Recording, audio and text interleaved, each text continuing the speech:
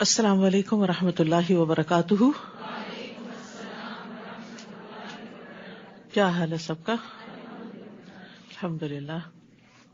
نحمده ونصلی علی رسولہ الکریم. اما بعد فاعوذ باللہ من الشیطان الرجیم. بسم اللہ الرحمن الرحیم.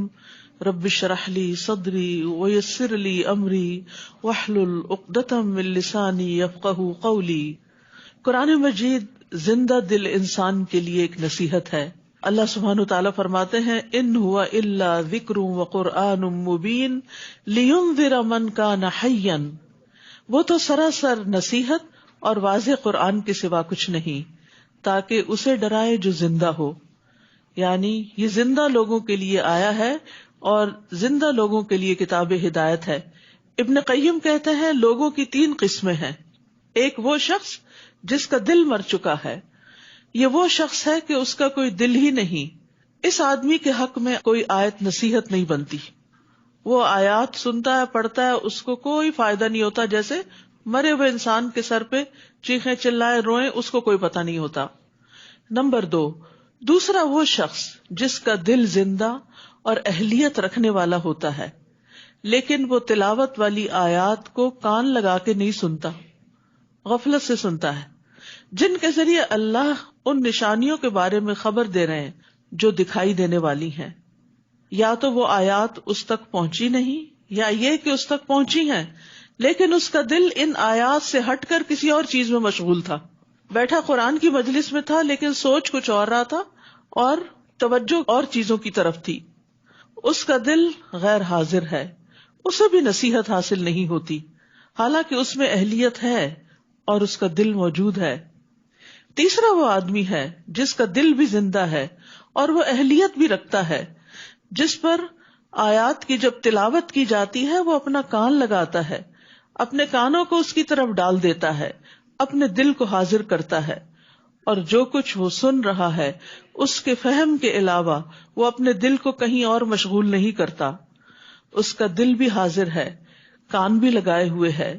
اس قسم کے لوگ ہیں جو ان آیات سے فائدہ حاصل کرتے ہیں جو تلاوت کی جاتی ہیں، اور ان آیات سے بھی یعنی کائنات کی نشانیوں سے بھی فائدہ حاصل کرتے ہیں جو مشاہدے سے تعلق رکھتی ہیں. تو اللہ تعالیٰ سے دعا ہے کہ وہ ہمیں زندہ دل عطا کرے تاکہ ہم قرآن میں خوب غور و فکر کریں اور اس کو اپنے اندر جذب کریں اور اس پر عمل بھی کریں. 11واں پارہ. اعوذ باللہ من الشیطان الرجیم. بسم اللہ الرحمن الرحیم. یعتذرون الیکم اذا رجعتم الیہم قل لا تعتذروا لن نؤمن لکم قد نبأنا اللہ من اخبارکم وَسَيَرَى اللَّهُ عَمَلَكُمْ وَرَسُولُهُ ثُمَّ تُرَدُّونَ إِلَى عَالِمِ الْغَيْبِ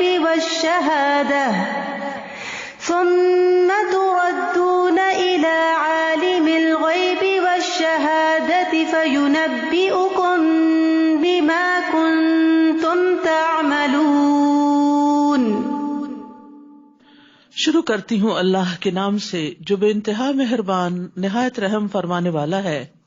جب تم ان کے پاس واپس آؤ گے تو وہ تمہارے سامنے معذرت شروع کر دیں گے، عذر پیش کریں گے. آپ ان سے کہہ دیجئے بہانے نہ بناؤ، ہم تمہاری باتوں پر یقین نہیں کریں گے کیونکہ اللہ نے ہمیں تمہارے حالات بتلا دیے ہیں اور آئندہ بھی اللہ اور اس کا رسول تمہارے کام دیکھ لیں گے. پھر تم ایسی ذات کی طرف لوٹائے جاؤ گے جو کھلے اور چھپے سب حالات جانتا ہے. وہ تمہیں بتا دے گا کہ تم کیا کچھ کرتے رہے ہو. یہاں پر اللہ سبحانہ وتعالی دولت مند منافقین کے پیچھے رہنے کا ذکر کرتے ہوئے فرما رہے ہیں کہ ان کے پیچھے رہنے کے لیے ان کے پاس کوئی عذر نہ تھا، اور جب تم اب جنگ سے واپس لوٹو گے ان کے پاس جاؤ گے تو وہ عذر بہانے لے کر آ جائیں گے اور معذرتیں کریں گے. تو آپ ان سے کہہ دیجئے کہ تم بہانے مت بناؤ، ہم تمہاری بات نہیں مانیں گے، یعنی تمہاری جھوٹی معذرتوں کی تصدیق نہیں کریں گے کیونکہ اللہ تعالیٰ نے ہمیں تمہارے حالات سے خبردار کر دیا ہے اور اللہ سبحانہ تعالیٰ کی بات سچی ہے، لہذا تمہارے عذر پیش کرنے کا کوئی فائدہ نہیں، کیونکہ وہ ایسے ایسے بہانے اور ایسے ایسے معذرتیں پیش کر رہے تھے جو بالکل اس کے برعکس تھی جو اللہ تعالیٰ ان کے حالات کے بارے میں خبر دے چکے تھے، اور اللہ کی بات سب سے سچی بات ہوتی ہے۔ اور پھر یہاں یہ بتا دیا گیا کہ اللہ اور اس کا رسول تمہارے اعمال دیکھیں گے، یعنی دنیا میں عمل صداقت کی میزان ہے، یعنی عمل سے پتہ چلتا ہے، کسی کا رویہ بتاتا ہے کہ وہ اپنی بات میں کتنا سچا ہے۔ عمل کے ذریعے سچ اور جھوٹ میں امتیاز ہوتا ہے، صرف باتوں سے کسی کا سچا ہونا نہیں پتہ چلتا۔ پھر تم غائب اور حاضر کے جاننے والے یعنی اللہ رب العالمین کی طرف لوٹائے جاؤ گے، یعنی آخرت میں اس کے سامنے پیش کیے جاؤ گے جس سے کوئی بھی چیز اوجھل نہیں۔ یہاں اللہ سبحانہ تعالیٰ کی یہ صفات بیان ہوئی ہیں کہ وہ غیب کو بھی جانتا ہے اور حاضر کو بھی جانتا ہے، اس کے لیے سب برابر ہے، اور جو تم عمل کر رہے ہو وہ سب تمہیں بتائے گا، یعنی تم برا یا بھلا جو کچھ کرتے ہو اللہ تعالیٰ تمہیں اس کے بارے میں آگاہ فرمائے گا، تم پر ذرا برابر بھی ظلم نہیں کیا جائے گا، وہ اپنے عدل اور فضل سے تمہارے اعمال کی جزا دے گا۔ تو یاد رکھیے کہ جب کوئی انسان برائی کا ارتکاب کرتا ہے تو اس کے بعد اس کے 3 حالتوں میں سے ایک حالت ہوتی ہے، یعنی ظاہر اور باطن میں اس کی بات اور عذر کو قبول کیا جائے اور اس کی بنا پہ اس کو معاف کر دیا جائے، یعنی کسی نے غلطی کی اور معذرت کی تو اس کی معذرت قبول کر لی گئی، تو کیا ہوا، اس کو معاف کر دیا گیا۔ دوسری بات یہ کہ معذرت قبول نہیں کی جائے اور اس کو سزا دی جائے، اور تیسری بات یہ کہ گناہ کرنے والے کی گناہ سے اعراض برتا جائے اور کسی طرح کی سزا نہ دی جائے۔ تو یہ تیسرا رویہ ہے جس کے بارے میں اللہ تعالیٰ نے حکم دیا ہے کہ منافقین کے ساتھ یہی رویہ اختیار کیا جائے۔ فرمایا سَيَحْلِفُونَ بِاللَّهِ لَكُمْ إِذَا انقَلَبْتُمْ إِلَيْهِمْ لِتُعْرِضُوا عَنْهُمْ فَأَعْرِضُوا عَنْهُمْ إِنَّهُمْ رِجْسٌ وَمَأْوَاهُمْ جَهَنَّمُ جَزَاءً بِمَا كَانُوا يَكْسِبُونَ۔ جب تم ان کے پاس لوٹ کر آؤ گے یعنی تبوک سے تو وہ تمہارے سامنے اللہ کی قسمیں کھائیں گے تاکہ تم ان سے اعراض برتو، یعنی ان کو ایک طرح سے معافی کر دو، تو ان سے اعراض ہی برتو کیونکہ وہ ناپاک ہیں، یعنی نفاق جو ہے، منافقت جو ہے وہ ناپاکی کی علامت ہے، اور ان کا ٹھکانہ جہنم ہے، یہ ان کے کاموں کا بدلہ ہے جو وہ کرتے رہے ہیں۔ یہاں پر یہ بات سمجھ میں آ رہی ہے کہ کچھ معاملے ایسے ہوتے ہیں کہ جن میں انسان کو پتا ہوتا ہے کہ سامنے والا بالکل جھوٹ کہہ رہا ہے، انتہائی غلط بات کر رہا ہے، اس کا عمل اس کے بالکل اپوزٹ ہے، یعنی زبان سے وہ کچھ کہتا ہے، عمل سے کچھ کہتا ہے، لیکن آپ کے پاس قسمیں کھاتے ہوئے اور جھوٹا سچے آنسو بہاتے ہوئے آ جاتا ہے معذرت کرنے کے لیے، تو اب یہ ہے کہ آپ کون سا رویہ اختیار کریں گے؟ یا تو یہ کہ آپ نے نہیں بالکل کوئی بات نہیں، میں تم سے راضی ہوں۔ آپ کیسے راضی ہیں؟ آپ راضی نہیں ہیں تو آپ اپنی رضامندی ظاہر نہ کریں، آپ اس پر سزا بھی نہ دیں کیونکہ وہ اب اللہ کا نام لے کر اپنے جھوٹ پہ پردہ ڈال رہا ہے۔ تو تیسرا رویہ اعراض، تغافل، اگنور، جسٹ اگنور، ایسے لوگوں کو اگنور کر دینا چاہیے، نہ خوشی کا اظہار کرنا چاہیے اور نہ ہی کوئی سزا دینی چاہیے، ان کا معاملہ اللہ پہ چھوڑ دینا چاہیے۔ يَحْلِفُونَ لَكُمْ لِتَرْضَوْا عَنْهُمْ فَإِن تَرْضَوْا عَنْهُمْ فَإِنَّ اللَّهَ لَا يَرْضَىٰ عَنِ الْقَوْمِ الْفَاسِقِينَ۔ وہ تمہارے سامنے قسمیں کھائیں گے تاکہ تم ان سے راضی ہو جاؤ، بس انہیں فکر ہے کہ لوگ راضی ہو جائیں، لوگوں کی نگاہوں میں اچھے بن جائیں۔ یہ بھی نفاق کی ایک علامت ہوتی کہ انسان کو لوگوں کی فکر زیادہ ہو کہ ان کے سامنے میری بے عزتی نہ ہو، اور اللہ کا کوئی ڈر نہ ہو، اور اللہ کے آگے شرمندگی نہ ہو۔ تو فرمایا کہ اگر تم راضی ہو بھی جاؤ تو اللہ ایسے فاسق لوگوں سے راضی نہ ہوگا۔ یاد رکھیے اگر ہم اپنی غلط باتوں پر، جھوٹ پر، فریب پر، دھوکے پر پردہ ڈال کے جھوٹی باتیں کر کے دوسرے کو خوش کر بھی لیں، یعنی بعض لوگ ہوتے ہیں نا، وہ لوگوں کو ڈستے ہیں، لوگوں کے لیے سازشیں کرتے ہیں، برے کام کرتے، پھر سامنے آتے ہیں تو بڑی خوشنما باتیں کرتے ہیں اور پھر ان کو خوش کرنے کی کوشش کرتے ہیں جن کو انہوں نے پیچھے سے ڈسا ہوا ہوتا ہے یا ان کو نقصان دیا ہوا ہوتا ہے یا ان کو دھوکہ دیا ہوا ہوتا ہے۔ تو ایسے میں اگر سامنے والا راضی ہو بھی جائے تو اللہ دیکھ رہا ہوتا ہے کہ یہ شخص کتنا فسادی اور کتنا غلط کار ہے۔ تو خاندانی تعلقات میں بھی بعض اوقات آپ کو ایسے لوگوں سے واسطہ پیش آتا ہے کہ جو پیٹھ پیچھے آپ کا گھر خراب کرتے ہیں، آپ کے ہسبینڈ کے دل میں آپ کے خلاف بری بری باتیں ڈالتے ہیں، اور اسی طرح کے چھپ چھپ کے غلط کام کرتے ہیں، لیکن آپ کے سامنے آپ کو ظاہر نہیں ہونے دیتے تاکہ آپ سے جو فائدے ان کو پہنچ رہے ہیں وہ پہنچتے رہیں.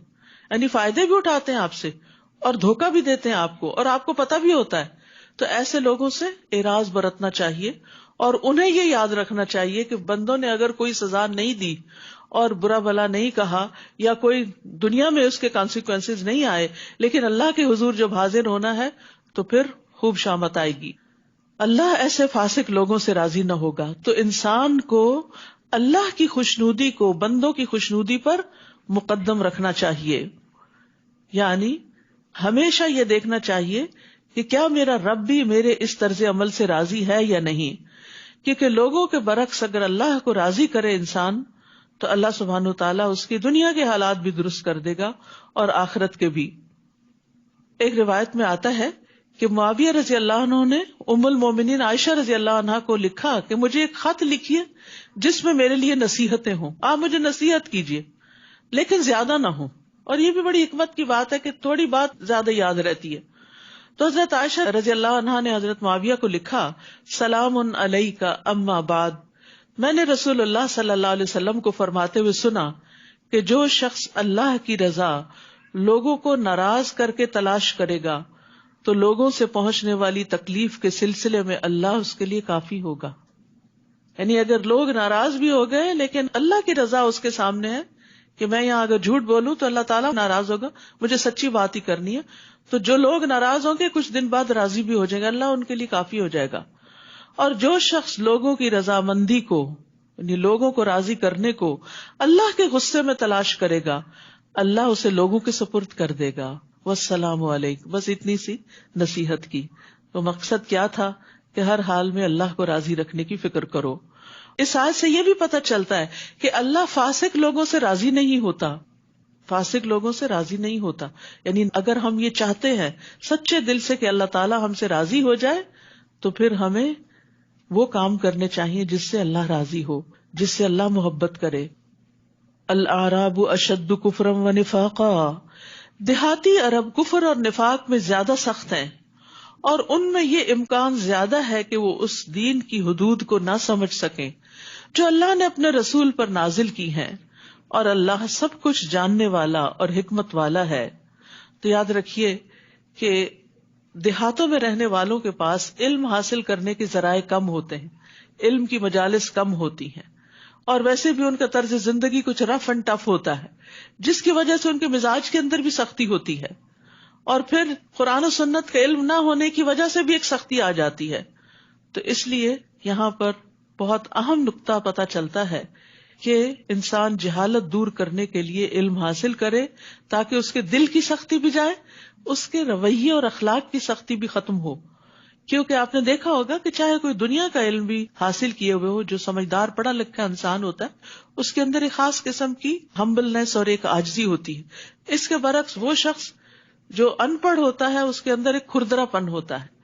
تو علم حاصل کرنے کے لیے علماء کے پاس بیٹھنا چاہیے، علم کی مجلسوں میں شریک ہونا چاہیے. اور ان دیہاتیوں میں کچھ ایسے بھی ہیں جو اللہ کی راہ میں خرچ کریں تو اسے تاوان سمجھتے ہیں، چٹی سمجھتے ہیں، یعنی فی سبیل اللہ مال دینا اپنے اوپر ایک جرمانہ سمجھتے ہیں، اور تمہارے معاملے میں گردش زمانہ کے منتظر ہیں، یعنی کب یہ ہمارے پیچھے سے ہٹیں گے اور ہم چین سے اپنی مرضی کی زندگی بسر کریں گے. حالانکہ بری گردش انہی پر مسلط ہے اور اللہ سب کچھ سننے والا اور جاننے والا ہے.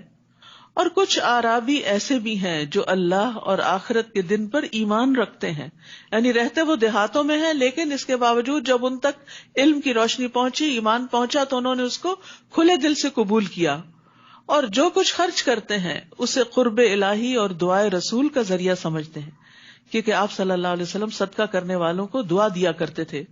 سن لو، یہ واقعی ان کے لیے قرب الہی کا ذریعہ ہے. اللہ کا قرب کس سے حاصل ہوتا ہے؟ ایمان کے بعد انفاق فی سبیل اللہ سے، اللہ کے راستے میں خرچ کرنے سے. اور اس کے بارے میں انسان کو دل میں بخل نہیں رکھنا چاہیے، دل میں تنگی نہیں رکھنی چاہیے. دین کی ترقی کے لیے، دین کو آگے بڑھانے کے لیے طالب علموں پر، کتابوں پر، علم پھیلانے پر خوب خوب خرچ کرنا چاہیے. یہ چیز انسان کو اللہ کے قریب کرتی ہے. فرمایا الا انہا قربۃ لہم، یہ ان کے لیے قربت کا ذریعہ ہے. جلد ہی اللہ تعالیٰ انہیں اپنی رحمت میں داخل کرے گا. اللہ تعالیٰ یقیناً معاف کرنے والا اور رحم کرنے والا ہے. نبی صلی اللہ علیہ وسلم صدقہ کرنے والے کو دعا دیا کرتے تھے, اللہم صلی علی آل فلان, اے اللہ آل فلاں پر, یعنی صرف دینے والے پر نہیں, اس کی آل پر بھی رحمت فرما. عبداللہ بن ابی اوفا کہتے ہیں ایک موقع پر میرے والد آپ کے پاس صدقہ لے کر آئے تو آپ نے دعا فرمائی, اللہم صلی علی آل ابی اوفا, اے اللہ ابو اوفا کی آل اور اولاد پر مہربانی فرما.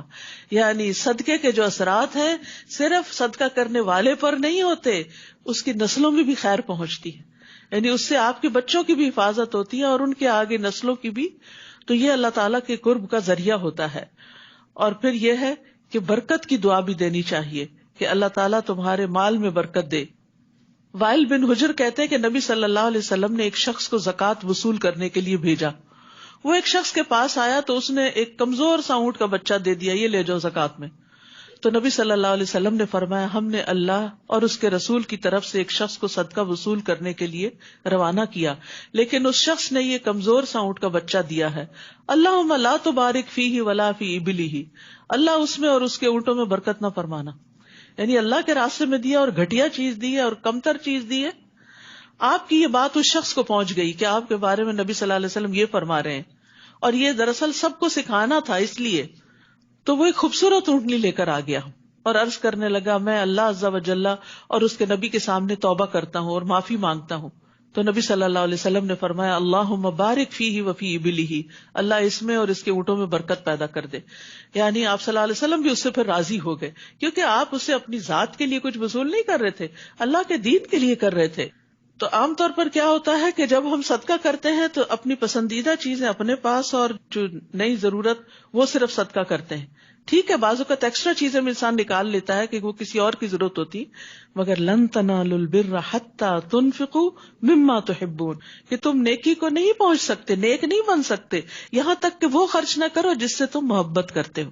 تو اپنی محبوب چیزیں بھی, اپنا محبوب مال بھی اللہ کے راستے میں دینا چاہیے, خصوصاً فی سبیل اللہ, نیکی کے کاموں کو آگے بڑھانے کے لیے. والسابقون الاولون من المہاجرین والانصار والذین اتبعوہم باحسان رضی اللہ عنہم ورضوا عنہ. وہ مہاجر اور انصار جنہوں نے سب سے پہلے ایمان لانے میں سبقت کی, اور وہ لوگ جنہوں نے احسن طریقے پر ان کی پیروی کی. قیامت تک جو مہاجرین اور انصار کے طریقوں پہ چلتے رہے. تو ہمارے لیے قابل اتباع لوگ کون ہیں؟ صراط الذین انعمت علیہم, کون ہیں؟ جنہیں نبی صلی اللہ علیہ وسلم کا ساتھ نصیب ہوا کہ ان کا لائف سٹائل کیا تھا, وہ اپنے مال کے معاملے میں کیا کیا کرتے تھے, ان کا طریقہ زندگی کیا تھا. اللہ ان سب سے راضی ہوا. اگر اللہ کی رضا چاہتے ہیں تو ان کو اپنا رول ماڈل بنائیں, اور وہ اللہ سے راضی ہوئے. رضی اللہ عنہم ورضوا عنہ, اللہ نے ان کے لیے ایسے باغ تیار کر رکھے ہیں جن میں نہریں جاری ہیں, وہ ان میں ہمیشہ رہیں گے. یہی بہت بڑی کامیابی ہے. تو یاد رکھیے, ہمیشہ آگے جانے والوں, سبقت کرنے والوں کی پیروی کرنی چاہیے, نہ کہ جو پیچھے ہیں, سست ہیں. یعنی جب کسی سے کوئی انسپریشن لیں تو اس سے لیں جو نیکی میں آپ سے آگے ہے, اس سے نہیں لیں جو پیچھے ہے کہ اچھا وہ بھی تو نہیں ابھی کر رہا, ابھی وہ بھی نہیں آیا, ابھی وہ بھی شریک نہیں ہوا, ابھی اس نے بھی شروع نہیں کیا, چلو جب وہ کرے گا میں بھی کر لوں گا. نہیں, جو پہلے جا چکے, جو آگے بڑھ چکے, جو اوپر کے درجوں میں پہنچ گئے, ان کو دیکھیں. یہاں انہی کی طرف اشارہ ہے. تو احسان کے ساتھ پیروی کی, یعنی ہمارے لیے کیا حکم ہے؟ والذین اتبعوہم باحسان. تو احسان کے ساتھ پیروی کرنے کا مطلب یہ ہے کہ انہوں نے ایمان لانے میں ان کی پیروی کی, نیک اعمال میں ان کی پیروی کی, اپنے اقوال اور اعمال میں اللہ کی رضا تلاش کرنے میں ان کی پیروی کی, کہ جس طرح صحابہ کرام اور تابعین اللہ کی رضا حاصل کرنے کے لیے اپنا سب کچھ قربان کر دیا کرتے تھے. وَمِمَّنْ حَوْلَكُمْ مِنَ الْأَعْرَابِ مُنَافِقُونَ, اور تمہارے ارد گرد بسنے والے دیہاتیوں میں کچھ منافق موجود ہیں, اور کچھ خود مدینہ میں بھی موجود ہیں. کس طرح اللہ سبحانہ وتعالیٰ نے نفاق کو ظاہر کیا اور مسلمانوں کو خبردار کر دیا. جو اپنے نفاق پر اڑے ہوئے ہیں, یعنی کوئی بات سمجھ کے نہیں دیتے, انہیں تم نہیں جانتے, ہم ہی جانتے ہیں. اللہ اکبر. یعنی نبی صلی اللہ علیہ وسلم کو بھی بعض منافقین کے نفاق کا علم نہیں تھا. وہ اتنے ہوشیار چالاک لوگ تھے, اپنی باتوں سے ایسا خوش کرتے تھے کہ ان کے دل کا حال آپ کو نہیں پتا چلتا تھا کہ ان کے اندر کیا ہے. فرمایا آپ انہیں نہیں جانتے, ہم ہی جانتے ہیں. جلد ہی ہم انہیں 2 مرتبہ سزا دیں گے, پھر وہ بڑے عذاب کی طرف لوٹائے جائیں گے. 2 مرتبہ سزا کیا؟ ایک قبر میں, اور بڑا عذاب کہاں ہے؟ آخرت میں. تو اس آیت میں بھی قبر کے عذاب کی دلیل ملتی ہے. ان کے علاوہ کچھ اور لوگ ہیں جنہوں نے اپنے گناہوں کا اعتراف کر لیا اور وہ ملے جلے عمل کرتے رہے, کچھ اچھے اور کچھ برے. امید ہے کہ اللہ ان کی توبہ قبول کر لے, کیونکہ وہ درگزر کرنے والا اور رحم کرنے والا ہے. تو یاد رکھیے کہ بعض اوقات انسان ملے جلے عمل کرتا ہے اور اللہ سے امید بھی رکھتا ہے, تو اختتام جس پر ہوگا انشاءاللہ اللہ سبحانہ وتعالی اپنی رحمت سے بخش دے گا. اے نبی صلی اللہ علیہ وسلم, آپ ان کے اموال سے صدقہ قبول کیجیے. یعنی جب انسان کو پتا ہونا کہ میں کچھ نیکیاں کرتا ہوں, مجھ سے غلطیاں بھی ہوتی ہیں, تو اپنے گناہوں کے ازالے اور کفارے اور ان کو صاف کرنے اور دھونے کے لیے کیا کریں؟ صدقہ کرتے رہیں. صدقہ جو ہے وہ نفاق بھی دور کرتا ہے. آپ ان کے اموال میں سے صدقہ قبول کیجیے اور اس صدقے کے ذریعے ان کے اموال کو پاک کیجیے اور ان کے نفوس کا تزکیہ کیجیے, پھر ان کے لیے دعا بھی کیجیے. تو صدقہ کیا ہے؟ نفس کو بھی پاک کرنے کا ذریعہ ہے, مال کو بھی پاک کرنے کا ذریعہ ہے, رسول صلی اللہ علیہ وسلم کی دعائیں حاصل کرنے کا ذریعہ ہے. ان صلاتک سکن لہم, بے شک آپ کی دعا ان کے لیے تسکین کا باعث ہے, اور اللہ سب کچھ جاننے والا اور دیکھنے والا ہے. کیا انہیں معلوم نہیں کہ اللہ ہی اپنے بندوں کی توبہ قبول کرتا ہے اور ان کے صدقے قبول کرتا ہے؟ یعنی صدقہ اور توبہ ساتھ ساتھ. سچی توبہ کیا ہے؟ جس میں انسان کوئی نیک عمل کر کے توبہ کرے, کوئی نفل پڑھ کے کرے, کوئی صدقہ دے کے کرے. یعنی جب بھی کوئی گناہ ستائے اس گناہ کو یاد کر کے صدقہ کرے تاکہ دل ٹھنڈا ہو جائے اور ایک تسکین آ جائے. غم کا علاج ہے صدقہ, بیماریوں کا علاج ہے صدقہ, اور ان کے صدقے قبول کرتا ہے, اور یہ کہ وہی توبہ قبول کرنے والا اور رحم کرنے والا ہے. نیز ان سے کہیے کہ عمل کرتے جاؤ, اللہ, اس کا رسول اور سب مومن تمہارے طرز عمل کو دیکھ لیں گے. تو نفاق دور کرنے کے لیے کیا ہے؟ عمل کر کے دکھائیں, اور ان قریب تم کھلی اور چھپی چیزوں کے جاننے والے کی طرف لوٹائے جاؤ گے, تو وہ تمہیں بتا دے گا جو کچھ تم کرتے رہے. نیز کچھ اور لوگ ہیں جن کا معاملہ اللہ کا حکم آنے تک التوا میں پڑا ہوا ہے, خواہ وہ انہیں سزا دے یا ان کی توبہ قبول کر لے, اور اللہ سب کچھ جاننے والا اور حکمت والا ہے. کچھ اور لوگوں کی طرف اشارہ ہے کہ جن کے اندر نفاق تو نہیں تھا, بس سستی کی وجہ سے پیچھے رہ گئے تھے. نیز کچھ اور لوگ ہیں جنہوں نے ایک مسجد بنائی, اور یہ کون تھے؟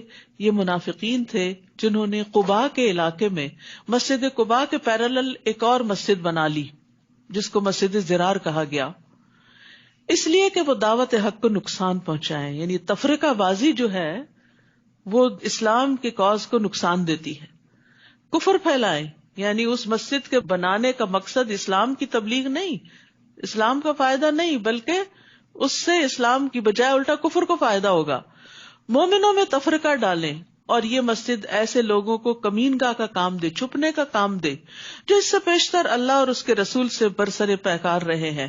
اشارہ ہے ابو عامر الراہب کی طرف, جو دور جاہلیت میں بڑا عبادت گزار تھا, لیکن نبی صلی اللہ علیہ وسلم سے اس کو حسد ہو گیا, تو آپ کے خلاف وہ لوگوں کو بھڑکایا کرتا تھا, تاکہ مشرکین مکہ تک کے پاس گیا تھا مدد لینے کے لیے کہ کس طرح نبی صلی اللہ علیہ وسلم کے خلاف کوئی محاذ آرائی کی جائے.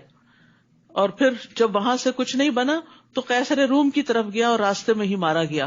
تو اللہ تعالیٰ نے ایسے ظالم سے چھٹکارا دیا. تو یہ مسجد بنائی گئی اس کو سپورٹ کرنے کے لیے, کیونکہ منافقین جہاں کہیں اور بیٹھتے تھے تو پتہ چل جاتا تھا, تو انہوں نے سوچا کہ مسجد میں بیٹھیں گے تو کسی کو شک ہی نہیں ہوگا, لوگ سمجھیں گے بڑا نیکی کا کام کر رہے ہیں, حالانکہ وہ مسجد کے اندر ہی بیٹھ کر اسلام کے خلاف سازشیں کرتے. اور وہ قسمیں یہ کھاتے ہیں کہ ہمارا ارادہ تو بھلائی کے سوا کچھ نہیں, ہم نے تو معذور اور بیمار لوگوں کے لیے ذرا ان کے قریب کے علاقے میں مسجد بنا دی ہے, اور اللہ گواہی دیتا ہے یقیناً یہ جھوٹے لوگ ہیں. استغفر اللہ, کس طرح ان کا جھوٹ کھلا کہ جنہوں نے مسجد بنائی تھی انہیں لوگوں کے سامنے ننگا کر دیا گیا کہ یہ جھوٹے لوگ ہیں, ان کا مقصد مسجد بنانے کے پیچھے درست نہیں. یاد رکھیے, اگر بد نیتی کے ساتھ کوئی نیک عمل کیا جائے تو وہ بھی انسان کے اوپر الٹا وبال کا باعث بنتا ہے. کسی بھی نیک عمل کے لیے بنیادی شرط یہ ہے کہ انسان کی اس میں نیت خالص ہو. نبی صلی اللہ علیہ وسلم کے پاس یہ لوگ آئے کہ آپ اس مسجد کا افتتاح کر دیں تاکہ ایک ٹھپا لگ جائے کہ یہ اوتھینٹک ہے. اللہ تعالیٰ نے آپ کو روک دیا. اے نبی صلی اللہ علیہ وسلم، آپ اس مسجد زرار میں کبھی بھی نماز کے لیے کھڑے نہ ہونا، کبھی بھی اس میں داخل نہیں ہوگے آپ. وہ مسجد جس کی پہلے دن سے تقوی پر بنیاد رکھی گئی یعنی مسجد قباء زیادہ مستحق ہے کہ آپ اس میں کھڑے ہوں. آپ وہاں جائیں، ان کو سپورٹ دیں. اس میں ایسے لوگ ہیں جو پاک رہنا پسند کرتے ہیں. قباء والوں کی تعریف فرمائی اللہ تعالیٰ نے ان کی پاکی کی بنا پہ، اور اللہ پاک رہنے والوں کو پسند کرتا ہے. واللہ یحب المطہرین. یہ کون لوگ تھے؟ ان سے پوچھا گیا کہ یہ پاکیزگی کا کیا ایسا طریقہ اختیار کرتے ہیں کہ جس سے اللہ نے ان کی تعریف کی. تو پتہ چلا کہ یہ رفع حاجت کے بعد پتھروں یا ڈھیلوں سے صفائی کرنے کے بعد پھر پانی سے استنجا کرتے ہیں.